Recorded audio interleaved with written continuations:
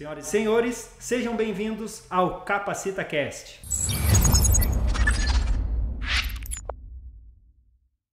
Hoje nós vamos falar sobre dependência química. O nosso tema, como superar a dependência química. Hoje não vamos falar somente de dor, mas vamos falar sobre superação. Vamos conversar sobre histórias reais, sobre como superar os vícios, seja do álcool, seja das drogas, seja também da pornografia. Se você tem interesse nesse tema, fique conosco, porque hoje nós temos alguém que passou por tudo isso e conseguiu superar os vícios. Com vocês, o nosso colega Walter Lacerda. Vou apresentar ele para vocês aqui, uma ficha extensa, alguém que estudou muito sobre o assunto e tem muita autoridade para falar para vocês sobre esse tema.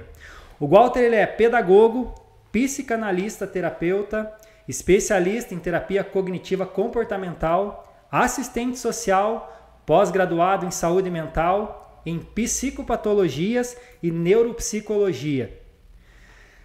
Além desses títulos, o Walter também traz a vivência e a compaixão por quem está no vício, por quem já passou por um vício ou por quem deseja ter mais informações sobre essas questões. Então vamos lá, Walter, muito bem, seja muito bem-vindo. Se você quiser se apresentar de uma maneira mais clara, não sei se falei todos os seus títulos aqui, porque são imensos essa ficha que você tem de títulos, então fique à vontade para se apresentar para nós. Obrigado, Laino. Como você falou, meu nome é Walter Lacerda, tenho 35 anos, faço parte também do Instituto Capacita Já, né, como professor palestrante aí com o curso de terapeuta do Zero ao Sucesso.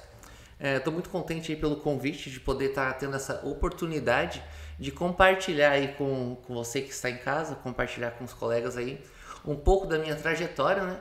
E um pouco do que seriam dicas para sair, né, do problema da dependência química, que envolve não só o adicto, não só o dependente químico, mas também as pessoas que estão ao seu redor, né? Muito bem, perfeito, Walter. E já me gerou uma curiosidade aqui, mais pessoal. Da onde vem o nome Walter? Ah, sim. Meu pai, filósofo, muito estudioso, ele encontrou um autor, um filósofo alemão também, né? Um autor de filósofo alemão que chama Walter, o sobrenome eu não vou saber falar, mas é isso. Muito bem, eu pergunto porque meu nome é Laino, né? Ah, sim, então, sim. Laino Pedroso, nome também diferente. Minha mãe gostava muito daquele cantor Lionel Rich, Meu pai se chama Leonel, não sei como ela chegou no nome Laino até hoje, mas como ela é uma alemã, ela é bruta, rústica e sistemática, o que ela falar tá falado. Ficou Laino mesmo. Forte mesmo. E até quando eu salvei, tava comentando aqui antes nos bastidores, quando eu salvei teu nome lá, eu coloquei Lion, né? De leão. É forte mesmo. É forte mesmo, né? Mas muito bem, Walter. Maravilhosa a tua trajetória. A gente vê que você tem uma ficha extensa aí na parte acadêmica, mas eu queria saber o que te motivou a entrar nessa área acadêmica, estudar tanto esse assunto e também por que você resolveu entrar diretamente nesse assunto da dependência química. O que te levou a estudar tanto isso? A principal palavra, se fosse para definir uma palavra, Laino, seria gratidão. Pelo que eu sou hoje, pelo que eu sou cristão, né? Então, pelo que Deus me permitiu ser hoje em forma de gratidão, eu me dediquei com afinco e me dedico cada dia mais a estar aprendendo mais para poder elevar o nível de consciência, para poder ter mais assertividade ao passar para as pessoas aquilo que eu sofri, né? Também para que elas possam aprender a lidar com os seus parentes que sofrem da mesma patologia, que é uma doença, a dependência química, como a gente sabe, e possam superar isso, né? Então, o que me levou principalmente foi que a gratidão por eu ter alcançado essa graça, né? Entender a técnica, né, que existe por trás de tudo isso, né? Junto com a espiritualidade, com a técnica e todos os outros fatores, né? Muito bom, muito interessante. Igual até como a gente já vinha conversando antes do podcast e tal, você me contou que você teve uma passagem pelo alcoolismo. Então você foi um dependente do uso de álcool, não sei se de outras drogas, se você quiser comentar para nós também sobre isso. E eu queria saber 2 pontos. Como que você entrou nessa história do alcoolismo e principalmente como que você conseguiu superar. Existe uma terminologia usada como dependente químico em recuperação, né? A gente sabe que a dependência química é classificada pela Organização Mundial da Saúde como uma doença que não tem cura, só tem a recuperação. Então, geralmente, quando uma pessoa que teve problema com droga, que tem a dependência química já diagnosticada, ela vai se apresentar como dependente química em recuperação, né? Ah, eu sou um dependente químico em recuperação. Cada um se apresenta da forma que achar melhor. Eu me apresento como Walter Lacerda, um cara que hoje está recuperado, mas que luta dia após dia para que se mantenha em sobriedade. Mas a primeira pergunta ali, entre elas, voltando, como que eu entrei, né? A entrada minha veio da minha infância, cara. Então, uma família bem disfuncional, infelizmente, ali por volta dos meus 4 anos de idade, eu me deparei com uma situação de divórcio, né? Meu pai e minha mãe se divorciaram e eu passei a morar então com a minha avó, que mora ao lado da casa do meu pai, lá em Cascavel, no Paraná mesmo, né? E eu me lembro, por mais que faça muito tempo, hoje eu tenho 35 anos, mas com 4 anos eu tenho uns relances, uns lapsos, que eu lembro da agressividade que era entre meu pai e minha mãe. Uma relação de... O meu pai, por ser alcoolista no tempo, por ser alcoólatra, como conhecem, né, o pessoal, a terminologia para quem bebe demais, tem um problema com álcool. Alcoolista, né, então ele bebia demais e a minha mãe também bebia, então gerava aquele clima de violento, né, não físico, mas de gritos, uma violência doméstica que a gente chama, né, atualmente, e aquilo mexeu muito comigo. Eu me lembro de cenas assim que ficaram cravadas na minha memória e eu cresci com uma certa revolta, porque quando eu ia pro colégio, eu via os coleguinhas com o pai e a mãe, eu via os coleguinhas com os pais esperando para voltar para casa, e eu não tinha isso, né? Tinha, com muito amor, minha avó me criou junto com minhas tias, mas o meu pai já viajou, saiu de Cascavel, foi para outros lados, a minha mãe já ficava mais na dela, então eu fui criado pela avó materna, pela avó paterna, né, e pelas minhas tias. Isso mexeu muito comigo, então gerou uma revolta, né, gerou um trauma muito forte, e eu recorri para o caminho errado, né? Então, com 12 anos de idade, mais ou menos, entre 11 e 12 anos, eu comecei a beber. Comecei a beber ali no colégio, os amigos ofertavam ali no final da aula, aqueles garrafão de vinho, tomava um gole, tomava outro. Fui gostando, e quando não tomava já começava a ter sintoma físico, começava a tremer, e aquela secura na boca e começava a passar mal. E se eu não conseguisse R$1 ou R$2 no tempo com a minha avó, ou com as minhas tias, ou até mesmo roubar os vale-transporte, naquele tempo tinha vale-transporte, minhas tias são professoras, eu roubava, gente, os vale-transporte para trocar lá no boteco por vinho, por um copo de vinho. E mesmo sendo novo, eu manipulava ali os donos, não, um copinho de vinho aí não vai fazer nada de mal, e viciado já com entre 12 anos. Então ali eu adquiri a doença da dependência química. Por quê? Já tinha predisposição genética, tinha um trauma.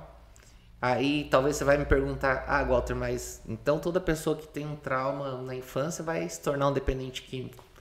Aí já logo vou respondendo, adiantando, mas não, foi uma decisão minha mesmo, sabe? Eu busquei o caminho errado, conheço muitas pessoas que buscaram o caminho certo e hoje também estão muito bem e não precisaram passar por tantas coisas que eu passei, que a gente vai conversando aí ao longo do nosso podcast, mas muita coisa negativa que trouxe para minha vida, né? Tanto na questão física, questão que envolveu até risco de vida mesmo, né? Risco de vida, risco de morte.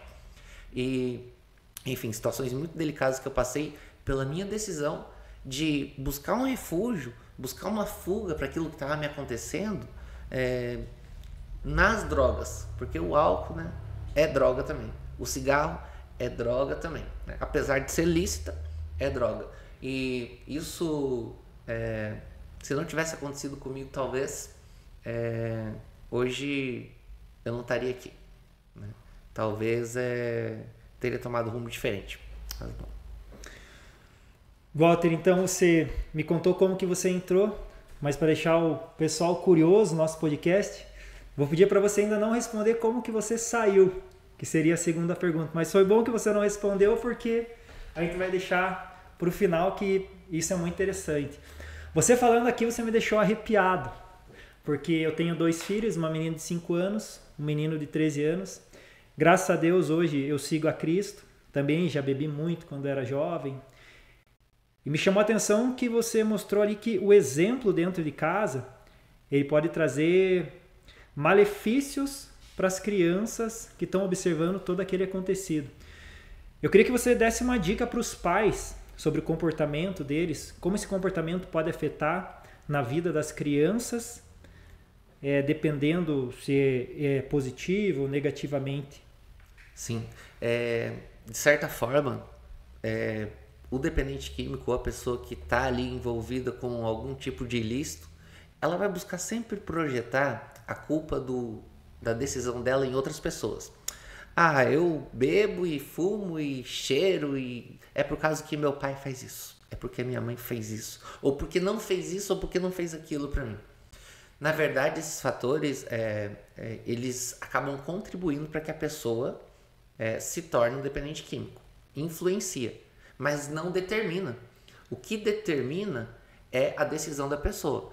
Mas voltando para a pergunta em si, um conselho é pais ou responsáveis, né? Às vezes geralmente tem casos que não é o pai ou a mãe que cria por várias circunstâncias, enfim.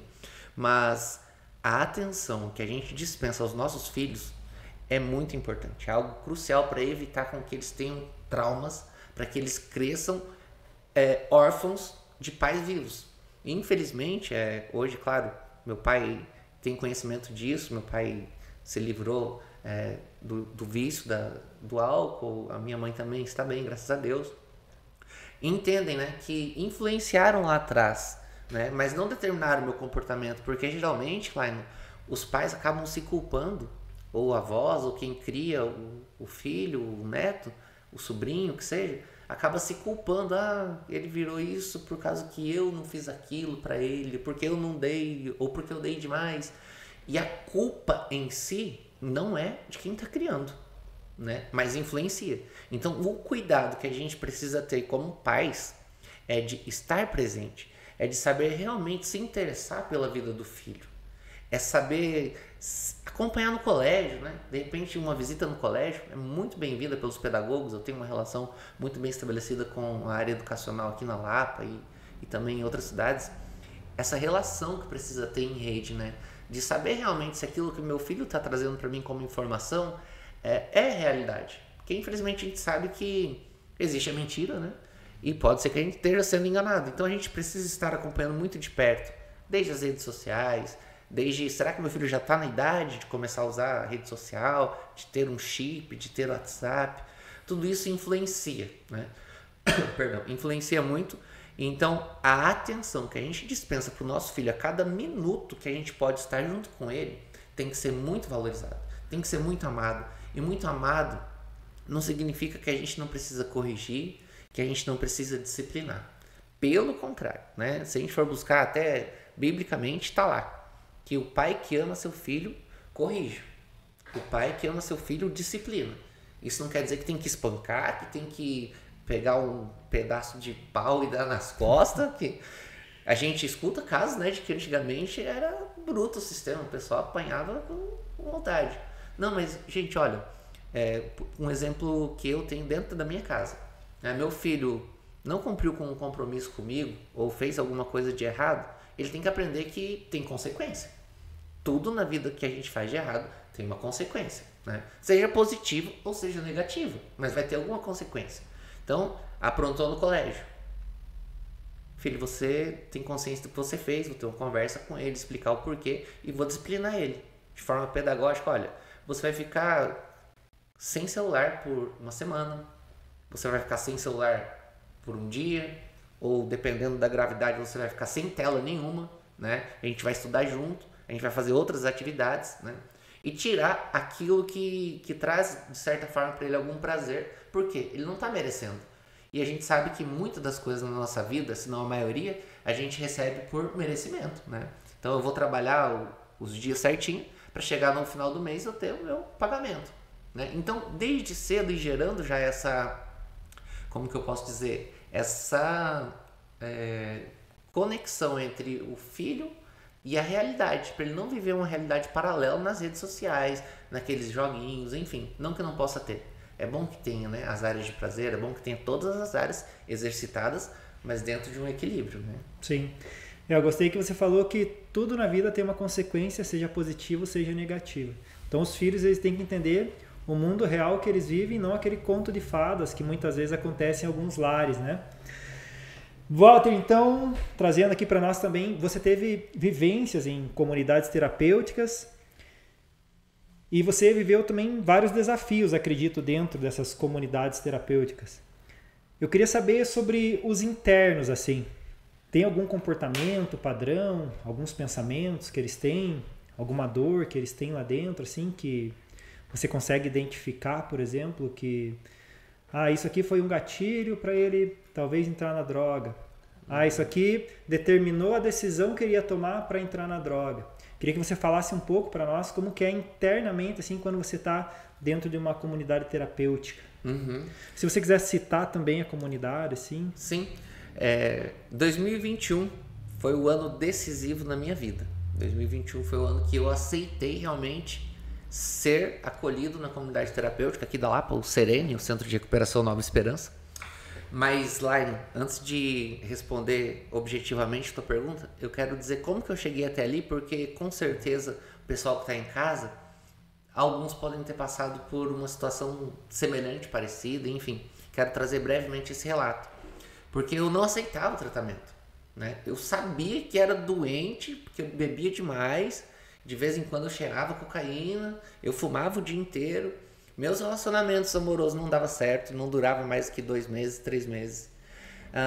Trabalho, era 4 meses no máximo, já era dispensado, porque não conseguia cumprir com a rotina, porque tudo girava em torno do álcool e da droga. A droga em si, cigarro, álcool e prostituição. Prostituição no sentido de um dia tá com a mulher, outro dia tá com outra, e enfim. E o que acontece, Laine, dos 12 anos até boa parte da minha vida, eu vivi nessa rotina de começar algo e não terminar. Comecei várias faculdades, mas não terminava. Por quê? Porque o centro da minha vida era a droga. O mais importante para mim era acordar e pensar como que eu vou conseguir fazer para beber hoje. Eu não tenho dinheiro, não consigo trabalhar, tô tremendo, tô sem força e eu preciso. O que eu fazia? Recorria para manipulação. Walter, dizem que quando a pessoa está na droga, está usando a droga, por exemplo, você contou das faculdades e tal, por exemplo, você ganha um título lá, você virou doutor, vamos só dar um exemplo aqui, fictício. Tem toda uma festa, toda uma celebração, mas alguns contam que aquela celebração, aquela festa, aquela euforia, se a pessoa é usuário de droga, só vai ser interessante se ela usar a droga. É verdade? Que aumenta aquela sensação de prazer, que não é legal só ganhar o título, eu tenho que ganhar o título e depois tem que usar uma droga para potencializar isso. Exatamente. É bem isso mesmo, bem assertivo, Laine, porque assim, o dependente químico, ele só sente alegria, ele só sente prazer quando ele faz o uso da substância. Você pode oferecer para ele uma viagem para Disney, uma viagem para onde você achar que... Para Paris, ele vai. Mas se não tiver a bebida, se não tiver a cocaína ou a droga de preferência dele, não vai liberar aquilo que está acostumado já o cérebro dele, os neurotransmissores, a liberar dopamina de forma forçada. Então, ele está viciado naquilo. Então, nem o sexo, nem qualquer outra área que você imaginar vai trazer prazer para ele como a droga.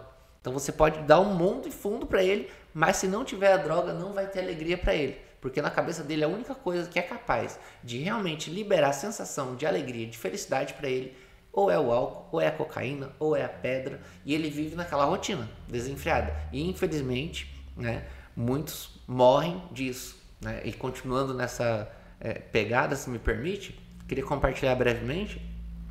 Em 2015 eu estava cursando o curso de Ciências da Natureza, com ênfase em agroecologia, dentro da Universidade Federal do Paraná.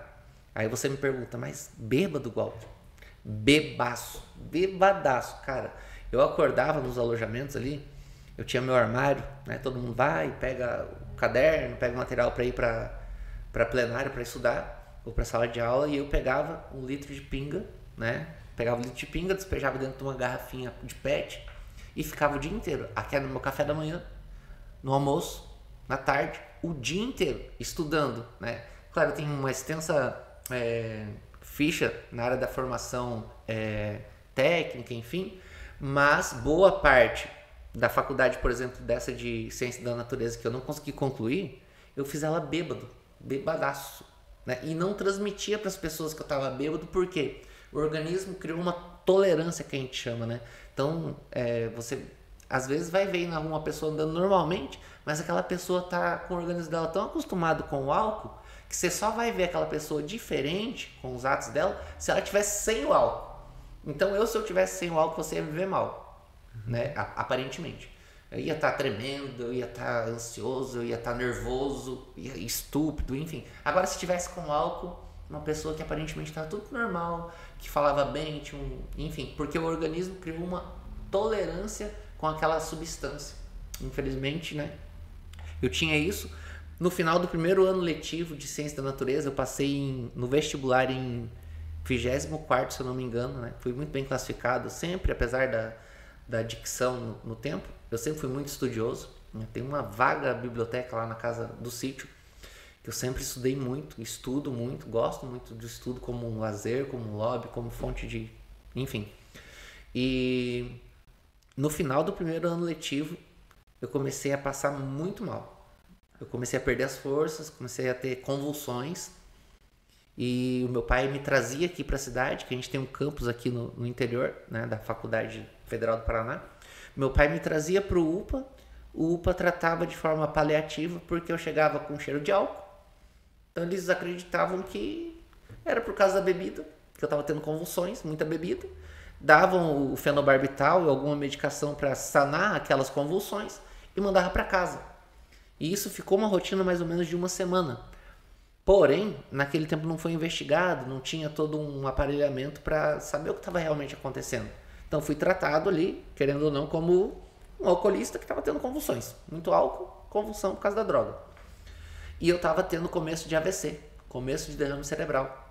Muito novo, pensa, em 2015. Então, hoje eu tenho 35 anos. Então, 10 anos atrás, novo, tendo derrame cerebral também e principalmente pelo uso da droga.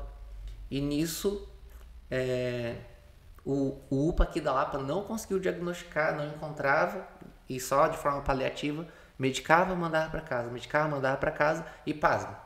Quando eu conseguia falar alguma coisa, depois que parava as convulsões, que voltava um pouco sobre a sanidade, digamos assim, eu pedia pinga. Falava, pai, eu quero pinga. Porque eu não tinha força para pegar, eu estava deitado. O pessoal da faculdade, os colegas de trabalho, eles iam lá para me visitar, como que se, fosse preparando tudo para um velório, cara. Eu não conseguia mais andar, deitado, mas eu pedia pinga. Pedia pinga, e o pai, ele, não, eu vou te dar uma colher aqui um pouquinho. Eu tomava aquele golinho na colher, melhorava. Assim, já dava um up, daí a pouco já vinha convulsão de novo. Até que a minha avó lá de Cascavel, junto com a minha tia e o meu filho mais velho, vieram de lá pra cá e falaram, não, nós vamos levar o Walter pra Cascavel para investigar o que tá acontecendo. Ele vai morrer. E de fato, o Lion, chegando lá de forma resumida, tá? Chegamos em Cascavel, eu já não tava nada consciente, sabe? Bem pouco consciente, sem entender direito o que estava acontecendo. Me colocaram dentro lá daquele aparelho que faz a ressonância e detectaram que eu estava tendo 2 derrames cerebrais, 2 AVCs, né? Naquele momento ali, os médicos passaram para minha família que eu teria no máximo 2 dias de vida, porque eu estava, além dos AVCs, né, que formou trombos nas veias que mandam oxigênio, sangue para o cérebro, se formou trombos ali, a trombose, né? Não estava indo sangue para o cérebro, e o sangue que estava no cérebro estava com hemorragia. Então estava com a hemorragia intracraniana, e se eles abrissem a minha cabeça para tentar de alguma forma sanar esse problema, eu não ia aguentar, não suportaria e morreria. E sobretudo eu estava com muita dor, me induziram ao coma. Por quê? porque as injeções de morfina que eles estavam dando para parar a minha dor na cabeça, era uma dor terrível aqui atrás, para parar aquela dor, ela estava afetando já o coração, porque a morfina diretamente afeta o coração. Em exceção, pelo que eu entendi, eles falaram, o coração dele vai explodir se a gente continuar na morfina, né? Isso me explicado depois, logicamente, e cessaram com a morfina e induziram ao coma, né? E o médico deu para a família 2 dias de vida, porém, o médico dos médicos disse, não, ainda não é a hora, vou dar uma oportunidade para ele, né? Quem acredita em Deus, beleza, quem não acredita em Deus, a própria então ciência, ficou ali que eu iria morrer, mas porém não era a hora. Passado então esse período aí bem difícil, eu perdi todo o movimento do lado esquerdo do meu corpo, todo o movimento, olho, boca, braço, o corpo inteiro paralisou, né? Então foi desse lado do cérebro que eu tive o AVC e manifestou desse lado esquerdo, e eu ando com esses papéis até hoje, porque se por um acaso eu sofrer algum tipo de acidente, alguma coisa assim, o médico já tem ali um histórico, né, de como agir e tal, enfim. Passou o período então da anestesiação, da paralisação do corpo, com fisioterapia, com muita luta, com 6 meses eu consegui dar os primeiros passos dentro do hospital, lá dentro do Hospital Universitário do Oeste do Paraná, que é o HU, conhecido HU. E cara, eu não tinha crença em Deus. Eu era bem ateu, bem cético, agnóstico, o que você quiser determinar assim como uma pessoa que não acredita em Deus. Naquele dia que eu consegui dar os primeiros passos, eu falei, Deus, você existe mesmo. E eu não esqueço de uma parte que eu perguntei pro Dr. Bandeira, não me engano, não sei, me perdoe se eu tiver errado o nome, mas o doutor, eu faço uma pergunta para ele, eu falo, doutor, eu sou um milagre? Por causa que um dos médicos falou que eu só tinha 2 dias de vida, e eu tô aqui, 6 meses já tô quase andando. E o médico respondeu para mim bem assim, cara, se tem algum santo aqui, sou eu. Nossa, aquilo me quebrou de um jeito, cara. Mas eu levantei, e os primeiros passos que eu consegui dar, meu pai falou, até onde você quer caminhar, filho? Eu queria ir até a capela. Cheguei naquela capela que tem lá no HU. O que você imaginar de promessa que eu fiz para Deus? Deus, se eu voltar a ter todos os meus movimentos de novo, olha, eu prometo que eu vou ser uma pessoa nova, uma pessoa diferente, eu quero ser um bom neto, eu quero dar um amor para minha família, eu quero, nossa, ser totalmente diferente. E pode confiar em mim, eu prometo, olha, eu juro por você mesmo. Sabe, fiz um monte de juras e enfim. Beleza. Gente, me recuperei lá e saí caminhando do hospital, né, um pouco devagar, na limitação. Passados 6 meses desse período, eu fui convidado para trabalhar em uma tabacaria, na esquina da casa lá, onde minha família mora em Cascavel. Como dizem, o Satanás querendo bater a meta. Realmente, cara, e ali eu fiquei um bom tempo. Mas imagina, eu tinha parado de beber o álcool, né? A cachaça, tava tomando cerveja sem álcool. Vou tomar uma cerveja sem álcool aqui que não dá nada, né? Vou fumar um cigarro por dia que não vai dar nada. Isso tomando medicação, fenobarbital todo dia, para não ter convulsões, e fazendo o exame de TAP e uma outra série de... Aí, dá cerveja sem álcool, enganando, querendo sabotar o meu cérebro. Você acredita, cara? Eu tomava cerveja sem álcool e ficava tonto. O cérebro começou a criar aquilo e a neuropsicologia explica de alguma forma, enfim, não vou entrar no mérito. Mas eu falei, quer saber? Eu tô bem, eu vou beber. Comecei a beber cerveja com álcool. Da cerveja com álcool, quando eu fui ver, já tava no uísque. Do uísque já, como tira a capacidade, o álcool tira a capacidade de tomada de decisão correta, já aparecia um amigo com cocaína, ou uma amiga, já ia pro caminho. Vamos cheirar, vamos beber, vamos se divertir. E o preço vem, né? O preço vem uma hora, cara. Então, eu já tinha recebido uma oportunidade do AVC e chegou então que num ponto muito difícil também na minha vida, que foi onde eu tive um infarto. Isso um pouquinho antes, eu esqueci de falar, mas lá na tabacaria, quando ficou muito ruim pra mim, que eu tava consumindo mais do que eu tava ganhando e consegui pagar, saí da tabacaria, vim pra cá morar com o pai de volta aqui na região da Lapa e veio o infarto, porque ali eu tava bebendo 1 litro de pinga de novo todos os dias. Veja, já tinha tido 2 AVC. E daí veio o infarto. O infarto funcionou assim. Aconteceu assim. Tava ajudando meu pai a colher batatinha porque ele ia me dar um dinheiro para eu comprar pinga depois. Então eu colhi uma carreira de... Não sei se é carreira que chama, não lembro mais. Mas colhi um pouco de batata, comecei a sentir uma dor no peito muito forte, foi passando pro braço. E daquilo eu esmureci ali no meio do campo. O pai me levou pro hospital de Balsa Nova, né, uma cidade aqui próxima. E lá detectaram que eu estava tendo um infarto, através do eletro. Daí, de repente, me colocaram da maca numa cadeira de roda e eu... Não, eu tô bem, eu posso ir andando. Não, fica calma aí, você não pode ficar andando. Eu falei, mas o que eu tenho?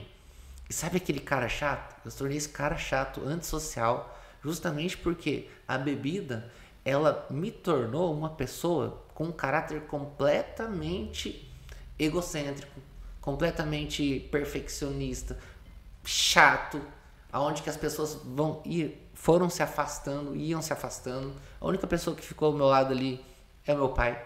Eu brigava com todo mundo, eu achava assunto para brigar, se não tinha, provocava. Relacionamento amoroso também já não dava certo, né? Então, lá no hospital, voltando para o assunto do infarto, foi detectado que eu infartei e eu queria sair da cadeira de roda e fiquei incomodando o médico, incomodando, não, eu posso andar. Dele, cara, você não pode andar, você tem que se acalmar. Eu falei, mas por que, doutor? Daí me deitaram na maca com todo cuidado, para não fazer esforço. E de tanto que eu incomodei esse médico, cara, eu tirei a paciência dele, ele falou, cara, você infartou. E talvez, eu penso que seja uma prática deles de não falar diretamente pro paciente para não assustar mais, né? E ele falou, cara, você infartou, sossega aí. Ali eu entrei num pânico. Falei, eu quero falar com meu pai, quero pedir perdão pro meu pai, quero conversar com meu pai. E fica o pessoal lá pra cima, né? Não desce lá pra área de UTI e tal. Os familiares. E de tanto que eu enchi o saco do médico, das enfermeiras, chamaram meu pai, autorizaram o pai a entrar lá. Foi até no período de Covid, sabe? Então era bem complicado. O pai entrou, ficou ali do lado e quando ele entrou eu já não conseguia falar, que era uma medicação muito forte que eles colocavam, umas agulha grande, enfim, medicação forte, porque eles iam me levar pro hospital de Campo Largo, porque a estrutura que tinha ali no tempo não tinha como atender o problema que eu estava tendo no coração do infarto, né? O problema do infarto. Chegou a ambulância, Laino, e eu lembro como se fosse hoje, cara. Meu pai assim de frente, eu deitado, meu pai de frente assim, de lado, perdão. E eu lembro que eu consegui falar pra ele, pai, eu não quero morrer. E meu pai olhou com uma cara assim pra mim. Você tem que se tratar, ele falou. Você tem que se tratar, filho. E aquela cara de, sabe, perdi meu filho. Essa afeição eu nunca vou esquecer. E ali eu conversei com Deus. Eu não tinha mais força pra falar, verbalmente, pra falar nada pro meu pai. Ali eu falei com Deus, falei, Deus, me tira dessa. Cara, eu tenho tudo laudado, tudo impresso, eu carrego sempre na minha mochila, aonde eu vou, do infarto. E quando eu cheguei no hospital de Campo Largo, no Rossio, fizeram mais outra bateria de exame. Cara, ó, realmente você teve um problema aqui no coração, mas com a medicação que foi te administrada lá, ministrada, não sei a palavra direito agora, não vamos precisar fazer procedimento nenhum. É incrível, cara, não vai precisar de procedimento, mas você vai ficar 7 dias em observação pra ver se não vai ter alguma alteração. Cara, quem acredita em Deus, milagre, outro milagre na minha vida. Quem não acredita, a ciência, tá? Ou os dois juntos, que é o caso que eu acredito que Deus usa, os profissionais. Que ano que foi isso, Walter? Final de 2020 para 2021. Então, saí do hospital com 7 dias caminhando, perfeito estado de saúde. Falei, pai, não quero mais beber. Ele falou, você tem que se tratar então. Eu aceito o tratamento, porque eu tô no fundo do poço, pai. Um dos passos, Walter, para você sair da dependência química é você tomar a decisão e aceitar o tratamento. Você, o dependente químico, não as pessoas que estão em torno, que todo mundo, eu tenho certeza, como você falou, meu pai estava me perdendo naquele momento, mas talvez, fazendo uma suposição aqui, ele já tivesse te perdido lá atrás, quando você veio com todo esse trabalho de dependência química e tudo mais, e usando. Mas teu pai nunca desistiu de você. E naquele momento ele foi um pilar que falou para você, ó, você precisa se tratar se você quiser sair, para eu não te perder mais uma vez, ou 2 vezes, ou 3 vezes. A gente entende que no entorno as pessoas, a família, redes sociais, informações, tudo podem levar a pessoa a sair do vício. Mas o principal é a pessoa tomar essa decisão. É a decisão, Laine. Laine é incrível porque assim, você, um exemplo, você é meu pai, o Cleiton tá aqui na técnica, é meu avô, a minha família inteira tá em oração, tá em pedido, tá num propósito de que eu saia da bebedice, que eu saia da drogadição. Mas quem tem que querer? É eu. Enquanto o adicto não tomar a decisão, não acontece. E outra, ele tomando a decisão, todo esse grupo vai ter que caminhar em concordância junto com os profissionais que vão atender o adicto, porque senão não funciona. Tipo, vai lá, atende o Walter dentro da clínica, dentro da comunidade terapêutica, ele é atendido, sai uma pessoa pronta para enfrentar a sociedade, digamos assim. Só que daí o pai, o avô, a tia, a mãe não receberam atendimento psicológico, não sabem como vai lidar com situações adversas, com situações atípicas. Acontece o quê? A recaída. E daí quando acontece a recaída, o adicto vai jogar a culpa em quem? O adicto em recuperação vai projetar a culpa no outro. Porque ele é acostumado. Aconteceu algum problema, a culpa é do outro, nunca assume a culpa. Então uma das questões muito fortes, bem lembrado, é assim, é a decisão, o Laino. E essa decisão minha chegou em 2021, cara. E eu vou falar pra você uma realidade.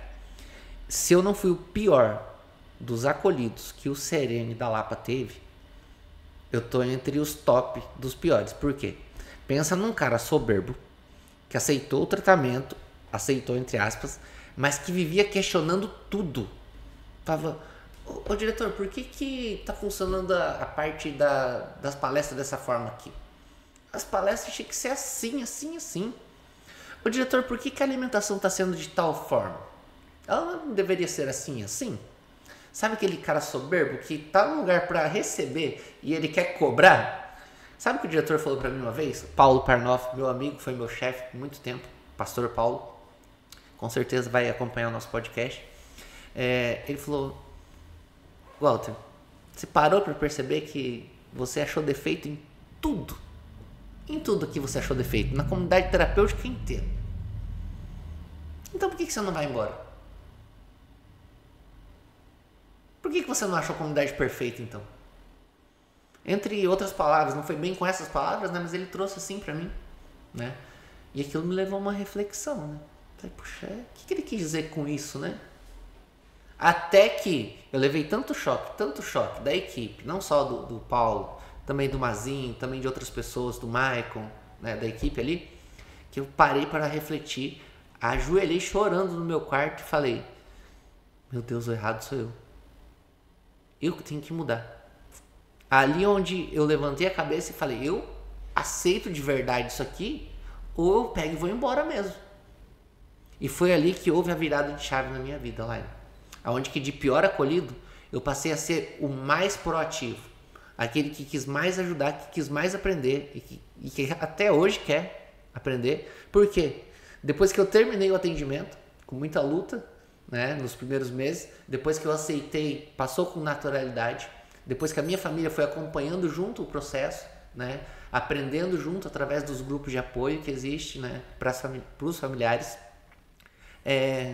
que houve essa virada de chave onde que eu passei tive a alta, né, terapêutica, fui para casa, fiquei um tempo em casa, fui convidado a fazer um trabalho voluntário na comunidade terapêutica, no Serene, fiz um trabalho voluntário e fui convidado a fazer parte do quadro de colaboradores, onde permaneci até janeiro desse ano, né, como terapeuta, saí como terapeuta. Entrei como um adicto, né, como noiado, como muitos conhecem, e busquei a formação, né, e busco a cada dia, como sempre reforço, para sair como um terapeuta, devido a questões financeiras mesmo, da crise que enfrenta hoje ali a comunidade terapêutica, mas com a cabeça erguida, com a sensação, não, com certeza o trabalho feito, bem feito, pelos resultados que a gente vê, da nossa vida, né, sendo usada na vida de outras pessoas que também passam por situações semelhantes. Interessante, muito interessante. Tem 2 pontos aqui que eu gostaria de citar. Primeiro, a pessoa foi internada, então o adicto foi internado, passa por todo o processo, mas às vezes quando ela sai, a família não está preparada para recebê-lo. Então não é só um tratamento do adicto, a família também precisa passar por uma conscientização, vamos dizer assim. Isso, perfeito. Existe algo chamado dentro dessa complexidade que é a dependência química, a codependência. Por exemplo, aquele exemplo que eu falei, meu pai me dava cachaça na colher. Ele achava que estava fazendo bem para mim. Na cabeça dele, meu filho está muito triste, vou dar um consolo para ele. Então a codependência faz com que a pessoa ela deixe de viver a vida dela. Por exemplo, você é meu pai, um exemplo, né? Eu sou alcoólatra. Você vai deixar de viver a sua vida.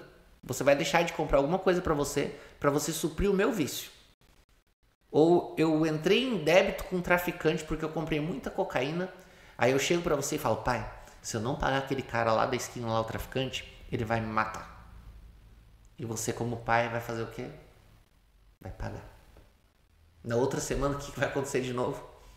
Pai, tinha uma recaída, me perdoa, eu nunca mais vou, eu prometo, eu não uso mais. E o pai vai na codependência, acreditando no filho e faz isso.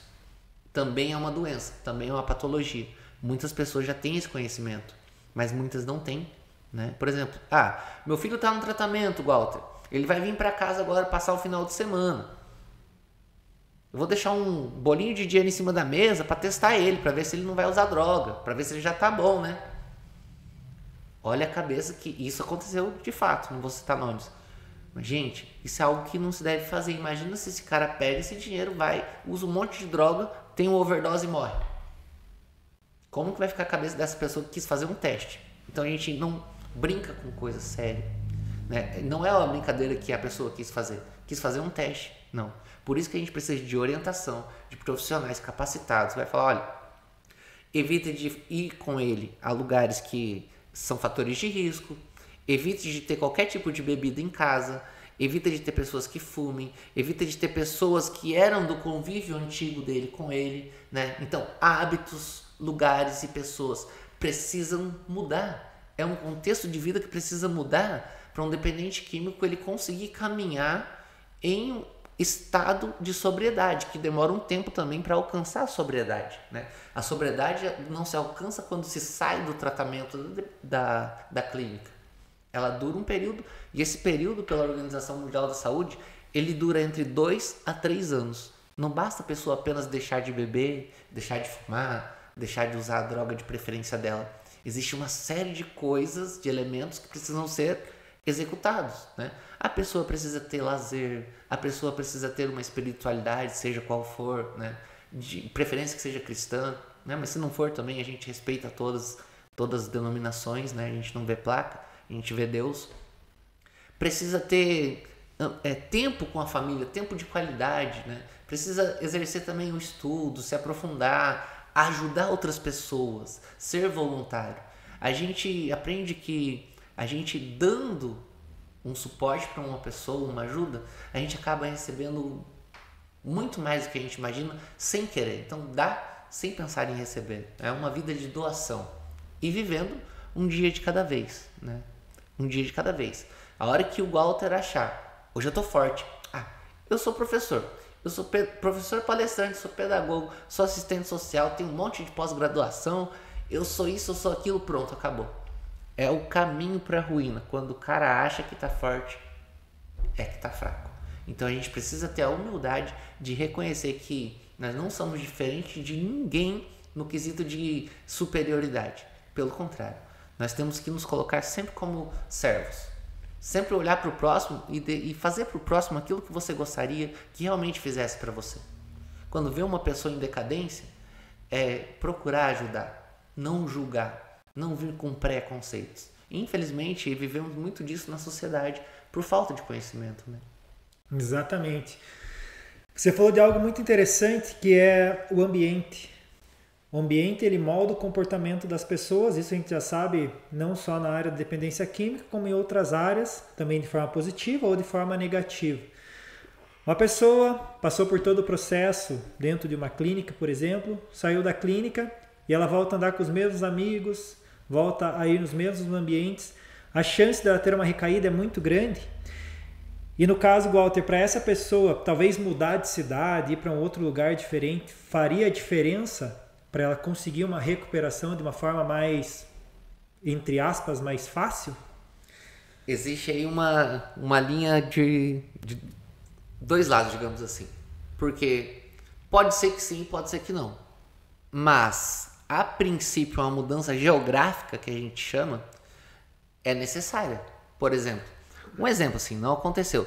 Eu estou devendo lá na região que eu moro para 10 traficantes.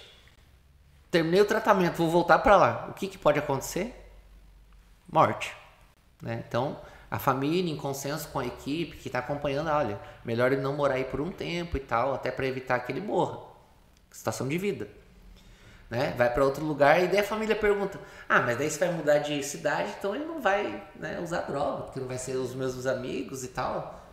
Daí é que vem o problema, porque se a pessoa quiser usar droga, você pode tirar a roupa dela, pode tirar o dinheiro dela, pode tirar o que você quiser, que ela vai dar um jeito de usar. Então, a decisão da pessoa é primordial, é fundamental, é essencial para que ela se mantenha em abstinência e posteriormente a sobriedade. Então, pode fazer uma mudança geográfica, existem casos que as pessoas vendem a casa, que vão para outros estados, porque vai buscar outras pessoas, outros hábitos, outros lugares, e de repente a pessoa recai. Né? Por quê? Porque a decisão da pessoa ainda não foi realmente tomada como deveria ter sido. Então, é uma linha importantíssima essa que tu trouxe da mudança geográfica, sim, faz parte de alguns tratamentos, mas ela também não define, né, que vai ficar sóbrio, ela não garante que vai ficar abstinente e sóbrio. Então é uma série de fatores, né, que nem eu, para se tornar um dependente químico, não foi por um fator isolado, foi porque meu pai e minha mãe brigavam, eu virei dependente químico. Não, foi vários fatores que foram se juntando, multifatorial. E para mim sair, que nem você perguntou, né, Laino, e para sair da adicção, né? A adicção é adicionar. Para mim sair da adicção de drogas também é multifatorial. Se eu ficar num triângulo e casa e família, né? Igreja, trabalho, casa, família, igreja, trabalho, eu vou ficar bem por um tempo. Mas existe um círculo que eu preciso viver. Eu preciso ter um ambiente de lazer, eu preciso ter um ambiente familiar que seja intensificado. Eu preciso ter tempo de qualidade em áreas que eu ainda não explorei. Eu preciso desenvolver alguma habilidade que talvez eu tenha e não busquei saber. Por me acomodar, por buscar aquela zona de conforto. Né? E precisa ter uma rotina que seja saudável. E evitar ao máximo hábitos, lugares e amigos do passado. Né? Muito bom. Walter, então você passou pela clínica como paciente e também como colaborador. Como colaborador, olhando ali as pessoas que estavam nesse tratamento, os pacientes, o que você viu que passava assim na cabeça dessas pessoas, que elas iam superar, que elas estavam ali usando todas as possibilidades que elas tinham para sair do vício, ou você via que algumas elas não estavam muito aí, que elas estavam passando porque a família dizia, não, você tem que ir para lá, meio que para deixar a família mais tranquila, mas você sabia que quando ela saísse dali, ela iria voltar a usar droga. E também mais um dado assim, que eu gostaria de saber, a cada 10 pessoas, por exemplo, quantas delas conseguem sair da droga? Muito bom, muito boa colocação, Cleiton, muito boa, Laino, a pergunta. Da estatística, vou começar de trás para frente. Perfeito. A cada 10 pessoas que entram hoje em uma comunidade terapêutica para fazer o tratamento, dessas 10, 4 ficam até o final. O tratamento dura em média 6 meses. O tempo previsto é de 6 meses. De 10 pessoas, só 4 permanecem até o final do tratamento. Dessas 4 que permanecem até o final, 2 ficam bem por um tempo. Dessas 2 que ficam bem por um tempo, depois do tratamento dentro da comunidade terapêutica, só uma fica bem pro resto da vida. Então, infelizmente, isso dado desde antes de 2021, é uma estatística baixíssima. E justamente vem de encontro com o fator que tu trouxe na primeira pergunta, né? Qual a maior dificuldade? Porque entra tanta pessoa para se tratar e não tem tanta efetividade, né, quanto se espera. Será que está faltando dos profissionais? Será que é o plano terapêutico que não está tão adequado? O que será? De novo, o problema está na pessoa, tá? Por quê? Fulano lá entrou porque a mulher pediu que se ele não fosse se tratar, ia abandonar ele. Aí ele vai, fica um belo de um mês de tratamento, faz um tratamento lindo. Na primeira ligação que ele tem com a família, é como que, gente, eu vou abrir com vocês aqui. A sala que eu trabalhava lá no Serene, ela fica praticamente de frente com o orelhão, onde os acolhidos recebem ligações. E é como se tivesse um gravador lá, que o acolhido recebia a ligação, apertava o play lá. Falava bem assim: amor, eu já tô bem. É só eu ir pra igreja, trabalhar e ficar em casa. E não voltar com os meus amigos. Eu tô muito bom, já aprendi tudo. Eu já tô bom. Eu já posso ir pra casa. Infelizmente, um mês ainda não deu tempo de alcançar muita parte da família. E acontece que essa família acaba cedendo. E quando a família cede, esse acolhido volta pra casa, ele pode ficar quanto tempo bom será? 1 mês, 2 meses, talvez. Mas a recaída é certa. Se a gente sabe que cada 10 que entra, que 4 termina, que 2 fica bom e que 1 fica pro resto da vida, se o cara faz 1 mês de atendimento, você acha que esse cara tem quantos por cento de possibilidade de ficar bem? Gente, olha, pode ser que a cada 10 mil, tem um estudo, eu não tenho agora o dado específico de quem fez essa pesquisa, trabalho de pesquisa, mas tem um estudo de que a cada 10 mil pessoas, 1 fica bem sem o tratamento, é curada, tipo um milagre. Cada 10 mil, 1. Né? Tem uma estatística, me perdoem porque eu não busquei a fonte. Eu tenho a fonte, mas não tenho aqui em mãos. Então, assim, é praticamente impossível a pessoa sem o tratamento, sem um acompanhamento pós-tratamento, ela ficar bem. É praticamente impossível. Eu, Walter, não conheço ninguém que ficou bem sem terminar o tratamento. Não conheço ninguém sem terminar o tratamento dentro da comunidade terapêutica. Porque fora da comunidade terapêutica, o tratamento se potencializa. É ali onde você coloca em prática aquilo que você adquiriu como ferramentas. Por quê? Você vai receber uma bagagem para você aplicar ela no seu dia a dia, no seu cotidiano. E a droga, Laino, ela é a pontinha do iceberg. O maior problema do adicto não é a droga. Sem droga ele fica lá 6 meses tranquilo. O problema é aquilo que está dentro. É as frustrações que precisam ser trabalhadas, os medos que precisam ser trabalhados, as fobias que precisam ser tratadas, né? Eu trabalhei muito na área com os adolescentes. Gente, é incrível que adolescentes sofrem, às vezes, de abuso, uma série de coisas que isso mexe com o emocional de crianças e adolescentes de forma que repercute pro resto da vida. Isso não é colocado para fora, isso não é trabalhado. Essa pessoa não vai ter a cura dessa parte que precisa ser tratada, que está no emocional dela, que está no caráter dela.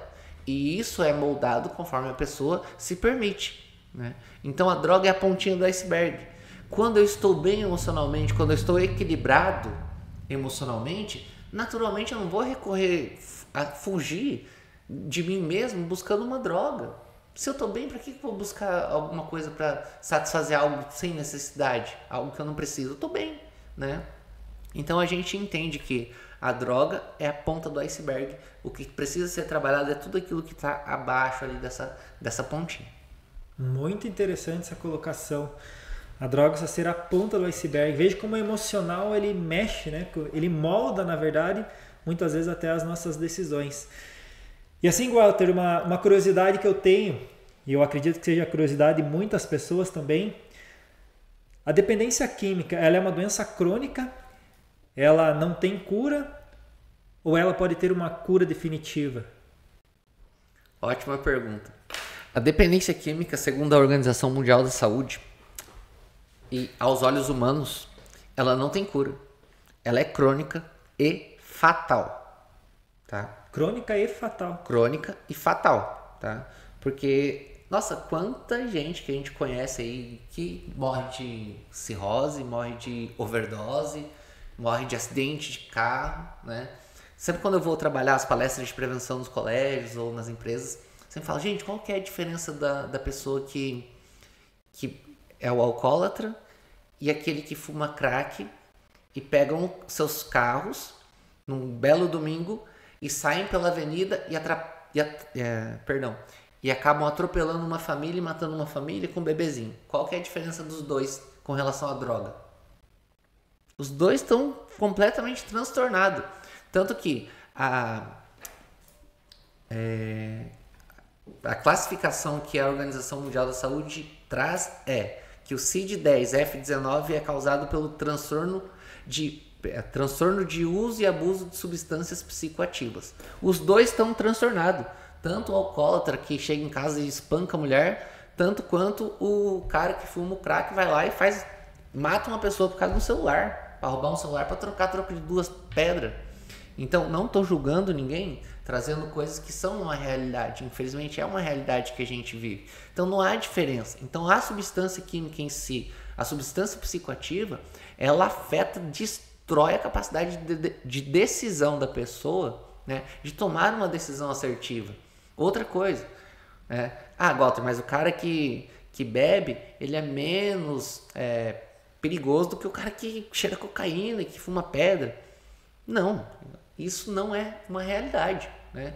O cara que bebe, eu falo por experiência própria, não o cara que bebe socialmente, né? Não amenizando, mas o cara que bebe socialmente tranquilo. O cara bebe, ele chega em casa, ele paga a festa de aniversário do filho dele, vira as costas e vai pro boteco e não fica para cantar os parabéns. Ele não é um pai presente, ele não é um esposo presente. Falo por experiência própria e pelos atendimentos que eu faço. Perdão. É um cara que não é presente, é um cara que não bate na mulher às vezes fisicamente, que não dá um tapa, não dá um soco, mas é um cara que destrói a mulher, que humilha a mulher, que tem uma capacidade de destruir o psicológico, não só da mulher, mas dos filhos, de humilhar de forma surreal. Agora, o cara que fuma o crack, não minimizando, ele vai na festinha de aniversário do filho dele, rouba um celular aqui, pega uma coisa que tá ali e tal, mas ele tá ali presente. O alcoolista, ele não tá presente. E quando tá presente, ou ele tá fazendo alguém passar vergonha, ou ele tá agredindo alguém psicologicamente ou verbalmente. Gente, é terrível. Muito interessante, Walter. Gostei muito da tua colocação sobre a droga, né? Porque o resultado final vai ser o mesmo. Como você colocou ali a história de uma família, uma analogia que você colocou, se atropelar alguém que fumou um crack, atropelar uma família ou quem bebeu álcool, o resultado vai ser o mesmo, né? Então as drogas, elas trazem consequências. Certo dia um colega meu, ele foi usuário de crack, conseguiu sair do vício, hoje tem uma família maravilhosa. E eu estava conversando com ele, e antigamente, né, alguns anos atrás, eu também bebia, mas entre aspas, vamos dizer, bebia socialmente. Aí ele falou o seguinte para mim, Laine, você bebe socialmente? Eu falei, não, bebo socialmente. Daí ele falou, mas como assim socialmente? Eu falei, não, todo sábado eu bebo socialmente. Daí ele falou, há quantos anos? Eu falei, cara, uns 10, 12 anos que eu bebo aí todo sábado. Ele falou, todo sábado? Eu falei, todo sábado. Pelo menos sábado ou domingo. Ele falou, então você é viciado. Porque você não está conseguindo parar de beber. Não é porque você não bebe a semana toda que você não é viciado. Você não consegue ficar sem a bebida no final de semana. E realmente, para uma festa ter graça, tinha que ter bebida. Se eu vou no aniversário, tinha que ter bebida. Se eu vou em qualquer lugar, ficava muito mais interessante com a bebida. Então a pergunta que eu gostaria de fazer para você é o seguinte: como eu sei que eu estou me excedendo, que eu não estou bebendo socialmente, que eu estou achando que estou bebendo socialmente, mas na verdade eu já estou viciado no álcool, ou seja, outro tipo de droga, mas principalmente no álcool, né? Outra ótima pergunta. E sem contar que o álcool é a porta de entrada das outras drogas, né? Porque ele afeta, como a gente conversou até no podcast com a Jéssica, né? Ele afeta a capacidade de tomar decisão do cara que está bebendo, ou da mulher que estiver bebendo. Então ele tomou ali tomou um gole de cerveja ou de uísque, a capacidade de tomar a decisão dele de dizer sim ou não para uma coisa é bem vulnerável, né? Então a capacidade de decisão é aí onde que entra o problema de que o álcool é a entrada para outras drogas, a porta de entrada, porque o cara perde a noção ali completamente. Aí Ao contrário do que muitos pensam, ou do senso comum de que é a maconha, ou de que é... Não, é o álcool. O álcool é a porta de entrada. Pode ser que pessoas comecem a usar droga começando por outras, né? Mas, segundo estudos, segundo a Organização Mundial de Saúde, é o álcool a porta de entrada de outras drogas. Voltando para a pergunta, existe sim o uso recreativo, que a gente chama, né? O uso recreativo é aquela pessoa que usa o álcool, toma o álcool uma vez por semana, ou aquela senhora, aquele senhor que toma uma dosezinha de vinho e até busca até respaldo bíblico, às vezes, podia tomar vinho lá no tempo de Cristo e tal, tomavam vinho, uma realidade totalmente diferente, um contexto que antigamente não se tinha de conhecimento de que, mas o vinho traz benefícios, Walter, traz muitos benefícios, tá? Pode ser que até traga algum benefício, mas agora você vai listar o tanto de malefícios que traz o vinho. Tá? Nada contra, gente, não tendo preconceito, é tudo isso que eu estou trazendo, é estatística baseada em estudo científico, tá? Faz bem para alguma parte? Faz, mas ele tem 100 coisas que são negativas dentro do seu organismo. 100 por 1. 100 por 1, digamos assim. Então sim, existem as pessoas voltando de novo. Uso esporádico, né? Uso lá uma vez por semana, ou aquele que toma uma dosezinha de vinho todo dia. A gente vai entender e diferenciar quando? É quando essa pessoa não consegue ficar sem. Se ela fica sem, ela começa a ter fisicamente, demonstrar isso. Como que ela demonstra? É tremedeira, é ansiedade, alguns roem a unha, outros fumam demais, que também é droga, outros... se manifesta de várias formas diferentes, mas a pessoa não fica sem, ela não consegue trabalhar, a vida dela começa a girar em torno daquilo. E que nem você falou, ela não consegue ter alegria se não tiver na festa a tal da bebida, ou a tal da cocaína, ou a tal do extra, da bala, do doce, enfim. Por quê? Porque ela acostumou o organismo dela a só ter prazer, a liberar o sistema de recompensa com a droga. Então ela vai precisar aprender a exercitar a área do cérebro que vai liberar a dopamina e a serotonina e todas as outras os neurotransmissores que são responsáveis pelo sistema de recompensa de forma natural, né? Vai ter que reaprender isso. Então, ficou alerta, né? Se você só sente prazer, se for assistir futebol com os amigos e tiver cerveja, se não tiver cerveja não tem graça, já acende o sinal amarelo aí, porque algo não está certo, né? Você pode muito bem tomar um refrigerante que não faz tão bem também, mas faz menos mal, né? Não vai te tornar um dependente químico e não vai te dar abertura, né? Como a gente sabe, para você ir para outras drogas. De repente você está ali com a tua família tomando cerveja, assistindo um futebol numa pizzaria, né? E de repente tem um amigo teu que tá com uma cocaína, você não sabe. Hoje em dia a droga não escolhe classe social ou status, né? Tem advogado, tem médico, tem juiz que usa droga, né? Então, enfim, tem ali um colega teu, entre aspas, que tá com cocaína ali no bolso, você tomou uns goles, já tá mais pra lá do que pra cá, o cara te oferece, vamos ali no banheiro rapidinho pra dar um... E você acaba indo. E ali foi a porta de entrada pra cocaína. Da cocaína pra frente, aí o sistema de recompensa do cérebro começa a trabalhar pedindo cada vez mais. E mais, e mais, e mais, e você vai alimentando aquilo até chegar ao fundo do poço. Essa questão que você falou do álcool, né, porta de entrada para outras drogas, é algo de se pensar, né? Porque parece que ele é inofensivo, talvez por ele ser liberado, e sempre vem aquela propaganda, não bebe em excesso e tudo mais, mas talvez não esteja funcionando tão bem assim essas propagandas. Outra questão, Walter, assim, a gente está falando de dependência química, mas não deixa de falar de vícios. O que você tem a dizer para pessoas que são viciadas em jogos? Por exemplo, a gente tem vários jogos que a gente utiliza ali online, os jogos de apostas e tudo mais, e tem pessoas que vendem o carro, vendem a casa, pessoas que estão sendo até mesmo internadas por conta dos jogos de aposta. Ele tem uma relação assim também com essa questão de recompensa do cérebro, onde as pessoas sentem a necessidade de jogar. Se eu não jogar, eu não me sinto bem. Ela tem uma associação também com as drogas, ou pode ser uma porta de entrada, você usar droga e ir para o jogo, ou você está no jogo e ir para a droga. Teria alguma associação? Perfeito, Laino. Quando a gente fala em dependência, né, de forma mais ampla, a gente entra no vício, a gente entra na compulsão, né? Se a gente parar para analisar, será que cada ser humano talvez não tenha um pouquinho de alguma compulsão por alguma coisa? Se a gente parar para analisar, não julgando ninguém, né? Uma vez eu fiz essa pergunta numa palestra, eu iniciei assim: gente, quem aqui não tem vício nenhum, levanta a mão. Sabe? Então fica uma reflexão assim. Mas voltando ali, Laino, o jogo de apostas, né? Libera dopamina, libera serotonina quando ganha. Quando perde, aí o cara fica naquela expectativa. Não, mas eu acho que eu tenho como recuperar isso. Vou tentar. Tenta de novo, não dá certo de novo. E a gente sabe que tem toda uma maquinagem por trás, uma inteligência artificial para não deixar a pessoa ganhar, né, gente? A gente sabe disso, né? E acontece que a pessoa vai, que nem você falou, aposta. Tem casos que a gente já viu, não aqui no Brasil, mas de apostar mulher, apostar, gente, coisas surreais. Compulsão. Compulsão por alimentação. Pessoas que descontam, por exemplo, eu não vou fumar maconha, não vou beber, não vou fumar cigarro.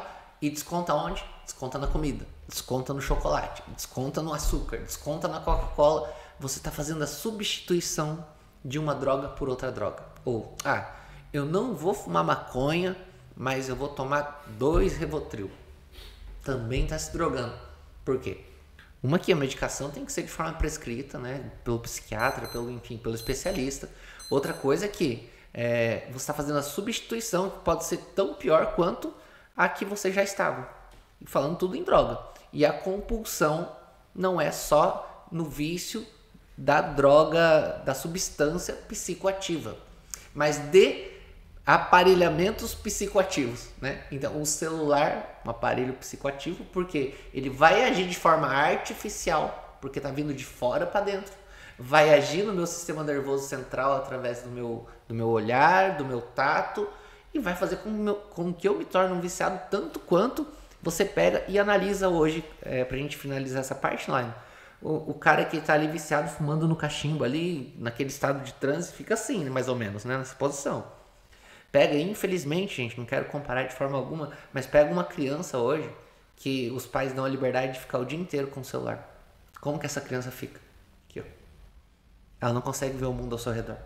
Ela cria uma realidade paralela, ela vive aquilo, e daí eu pergunto agora pra você, Laine, mesmo você sendo um entrevistador, cara, o que vai ser dessa geração que os pais permitem que fiquem 24 horas por dia ali nesse vício? Fica uma geração de viciados, na verdade, não em drogas, né? Mas talvez em outros aparelhos, como o celular que você colocou. É muito interessante a gente já veio conversando então sobre como as pessoas entram na droga, a influência da família também que tem para as pessoas que usam, as pessoas que conseguem superar. Falamos sobre o tratamento das drogas ou da dependência química. Mas, Walter, qual seria assim o conselho que você daria para quem deseja começar uma mudança? A pessoa tomei a decisão, quero mudar, quero sair da droga. Que conselho você daria para a pessoa para ela conseguir ter mais força para vencer esses vícios e essa química que a droga traz aí e todo esse desastre, né, que traz para a pessoa que usa e também para a família? Ajuda. Sozinho não consegue. Ajuda profissional, né? Geralmente quando se fala em ajuda, tem um colega que usava droga, não usa mais. Mas talvez esse cara nem se tornou um dependente químico. Então ele vai dar uma opinião sobre a sua vida. Ele não vai te dar um conselho. E existem pessoas capacitadas para isso, que são os conselheiros, os terapeutas, os psicólogos, psicanalistas, né? Os psiquiatras, toda uma equipe multidisciplinar que vai trabalhar várias áreas. E outra, muito dificilmente, sem um internamento ou acolhimento, como a gente chama hoje, será possível que essa pessoa deixe de ser um adicto, né? Então ela precisa do tratamento. O tratamento precisa da ajuda profissional. Não só o adicto, mas também a família precisa de todo um acompanhamento. Muito bom. Falando desse acompanhamento que você nos colocou, você também faz esse atendimento? Como que funciona? Como que é para entrar em contato com você?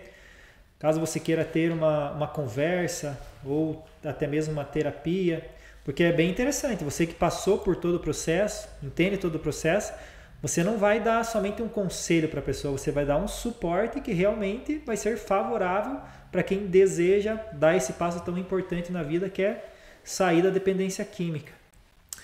Eu faço também lá no atendimento particulares online, por enquanto, né? Não pretendo estender para presencial atendimento, devido às demandas que eu tenho de outras áreas profissionais, né? Mas faço atendimento relacionado não só com a dependência química, faço atendimento terapêutico com áreas de depressão, de ansiedade, suicídio. Até mesmo estava comentando com o Cleiton que antes de eu vir para cá, atendi um rapaz que estava com pensamento suicida. Rapaz com 45 anos, terminou o relacionamento e tentou o suicídio, e um outro rapaz que eu tinha atendido indicou que ele conversasse comigo. E o que esse rapaz fez? Ele foi atrás da ajuda. E quando ele chegou para mim, eu ofereci essa ajuda de forma adequada, profissional, ética, lembrando que a gente sempre mantém um sigilo sobre tudo que a gente conversa com a pessoa, né? Exceto quando a pessoa fala, pode usar isso como exemplo lá no teu podcast ou nas tuas palestras e tal. E sim, trabalhamos nessa área de forma objetiva. Eu, particularmente, procuro não estender muito. O cara tá com um problema relacionado a... Vamos pontuar esse caso do suicídio. Cara, o problema maior tá onde? Tá aqui. Quais os passos que eu tenho que dar para sair disso? Aqui são os direcionamentos que você vai tomar. Por quê? O meu objetivo não é tomar o dinheiro das pessoas, não é pegar o dinheiro das pessoas, enfiar no bolso e ficar tranquilo. Não, o meu objetivo é realmente ajudar a pessoa a sair daquele problema que ela está vivenciando naquele momento. E lógico, se dar um processo de continuidade, né? Tratei também do problema que eu estava lá do suicídio, mas dali a pouco pode vir um outro gatilho que também vai me dar de novo a vontade de cometer o suicídio.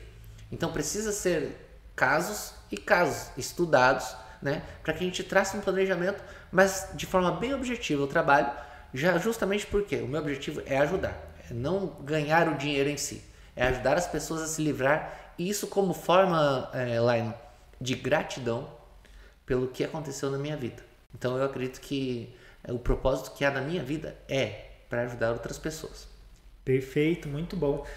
Walter, então agora nós vamos para um momento especial do nosso podcast, que é o Café com Dicas, aonde você vai trazer para a nossa audiência e para nós também que estamos aqui acompanhando o podcast, porque é maravilhoso você falar sobre esse assunto. Eu digo que é um assunto de dor, mas principalmente é um assunto de superação. Nós estamos aqui para trazer ferramenta para as pessoas, para que elas consigam dar a volta por cima como você. Então, nesse bloco, essa parte do nosso podcast, eu gostaria que você desse para nós dicas práticas de como você consegue ajuda e também como você consegue superar o vício das dependências químicas. Roda a vinheta, diretor!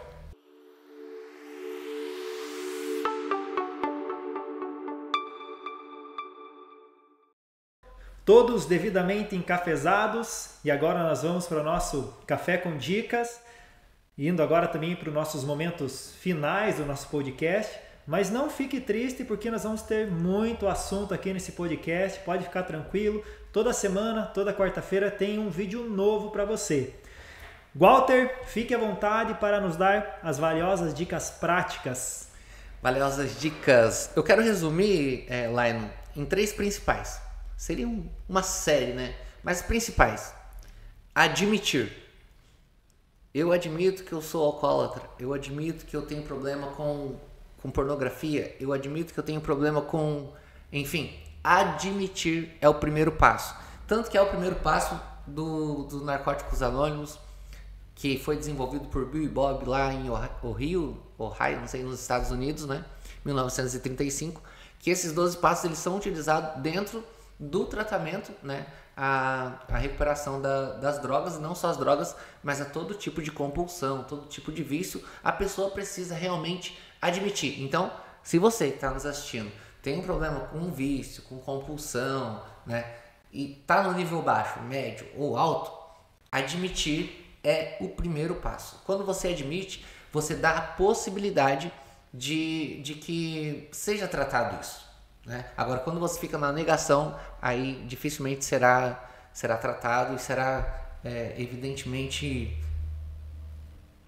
evoluído nas questões que precisam ser evoluídas. Segundo passo, acreditar. Acreditem pelas pessoas que você conhece que se deram bem, né? Que passaram lá no fundo do poço. Eu posso usar a minha vida como um exemplo de que chegou literalmente no fundo do poço, aonde que com tanto estudo, com tanta formação, com tanta graduação, tava ali que ninguém dava nada por ele, nem ele mesmo se valorizava. Então acreditar que é possível, acreditar que você não deve entregar e se entregar a sua vida e o seu precioso tempo para droga, para o vício, para a compulsão, sendo que você tem uma vida tão ampla, com tanta abundância pela frente, um mundo tão maravilhoso para desfrutar de forma saudável, de forma agradável. Então, admitiu, acreditou e entregou. Entregar é a terceira parte, terceira dica. Entregue. Quando você entra dentro do atendimento, depois que você reconheceu tudo isso, entra no atendimento psicoterapêutico, no atendimento psiquiátrico, no atendimento psicológico, você entrega, sabe? É como se Lion, eu entrasse dentro do ônibus, né? O ônibus é meu, mas eu falo, Lion, você é o profissional que vai conduzir agora a minha vida por um tempo. Então, por favor, tá aqui a chave. Entrego, confio em você. Entreguei e confiei que você é o profissional, junto com a sua equipe, que vai me ajudar a sair dessa problemática que eu estou enfrentando. Gente, 3 passos fundamentais que a princípio podem até parecer simples, mas são essenciais e são indispensáveis para qualquer situação na vida que a gente precisa enfrentar. E é isso. Muito bem, Walter. Excelente explanação, boas dicas. Você que está aí do outro lado da tela, anotou o que o Walter acabou de falar? Se não anotou, volta o vídeo para trás, vai lá, anota que é muito importante essas dicas. E Walter, quero te fazer mais uma pergunta antes da gente encerrar esse podcast. Se você pudesse deixar uma única mensagem para quem nos ouve e está enfrentando uma batalha contra qualquer tipo de vício, qual seria essa mensagem? A mensagem é: não desista, a esperança. Perfeito, muito bom. Senhoras e senhores, então chegamos ao final de mais um podcast com dicas maravilhosas. Hoje foi um dia maravilhoso, onde nós tivemos mais conhecimento sobre esse assunto que assola a nossa sociedade, não só no Brasil, mas no mundo, que é a dependência química. Walter, muito obrigado pela tua presença. Foi fenomenal tudo que você falou aqui. Tuas histórias, confesso que foram de arrepiar e tenho certeza que trouxeram muita instrução, muito entendimento para quem está nos assistindo. E para você que tem interesse em nos acompanhar, vai lá no Instagram, Instituto Capacita Já, no YouTube, coloca lá CapacitaCast, está aqui na TV para você.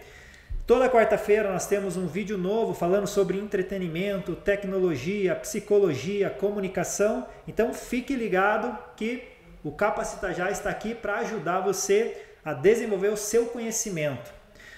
Walter, quer falar as últimas palavras? Quer agradecer alguém? Quer deixar suas redes sociais para contato? Fique à vontade. Obrigado, quero sim agradecer a oportunidade, rica oportunidade de estar aqui, né, ser entrevistado por você, uma pessoa que eu considero muito também. Agradecer ao Cleiton, toda a equipe aí do Capacita Já. Me sinto muito orgulhoso, né, da modéstia à parte, de fazer parte dessa equipe tão legal, né, tão harmoniosa, e poder estar ajudando pessoas através do trabalho. Isso é dignificante, sabe? Queria sim deixar meu contato também, mas antes dizer uma coisa. Dizer a palavra açúcar, açúcar, açúcar não adoça o café. Então vamos lá colocar em prática, vamos participar dos nossos cursos, vamos colocar em prática aquilo que a gente ouve em cada Capacita Cash. Vamos aproveitar tudo isso que nos é dado, gente, que há algum tempo atrás a gente não tinha acesso e hoje a gente tem acesso gratuito, né? E, por outro lado, o Capacita Já também, o Instituto, ele oferece quase que de graça também os cursos, né? Muito bom, excelentes cursos, se eu pudesse faria todos, mas em específico tem o curso Terapeuta do Zero ao Sucesso, né? Você que tem o interesse de se tornar ou conhecer mesmo mais sobre a área das terapias em si, da terapia holística, vem com nós participar do curso Terapeuta do Zero ao Sucesso de forma presencial. A gente está com uma grade de alunos bem legal já. Começamos com 3, 4 alunos, já estamos com 8, né? Então, e a tendência é crescer, porque realmente, não por mim, mas pela grade e por todo o formato que o curso foi pensado com muito carinho, com certeza vai abranger muitas pessoas, e essas pessoas, além de ganhar dinheiro com isso, vão ajudar outras pessoas, que isso é algo que não tem preço, é impagável. Então, agradeço de coração, quero deixar o meu contato, que é o 419999-63186, repetindo, 419999-63186, e o Instagram é @GualterPSI. GualterPSI. E é isso, um abraço a todos, muito obrigado pela oportunidade. Muito obrigado à nossa audiência, muito obrigado você que esteve conosco até aqui. Um grande abraço, uma semana abençoada para todos vocês. E a pergunta que o Capacita sempre faz: deixa eu te ajudar?